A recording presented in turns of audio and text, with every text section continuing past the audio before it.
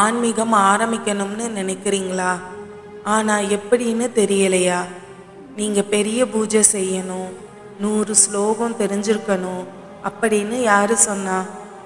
அது எல்லாம் இல்லாமலேயும் ஆன்மீகம் ஆரம்பிக்கலாம். காலை எழுந்த உடனே ஒரு நிமிஷம் கண் மூடி அமைதியாக இருங்க. உங்கள் இஷ்ட தெய்வத்தை நினைக்கலாம். மகாலட்சுமி, சிவன், விஷ்ணு.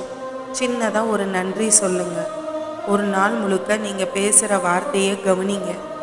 கோபம் குறைச்சி அன்பாக பேச ட்ரை பண்ணுங்க. அதுதான் ரியல் ஸ்பிரிச்சுவல் ப்ராக்டிஸ். ஒவ்வொரு நாளும் ஒரு நல்ல செயலை பண்ணுங்க. ஒரு சின்ன புன்னகையோடு உதவி பண்ணுங்க. ஆன்மீகம் அப்படின்னா கோவிலுக்கு போகிறதுல மட்டும் இல்லை, உங்கள் மனசு சுத்தமாக இருக்கிறதுல தான் இருக்குது. இன்னையில இருந்து ஸ்டார்ட் பண்ணுங்க. பெரிய சேஞ்ச் வேண்டாம். ஒரு நிமிஷம், ஒரு நல்ல வார்த்தை, ஒரு நல்ல செயல், அதுவே உங்களை ஆன்மீகத்துக்கு கொண்டு போகும்.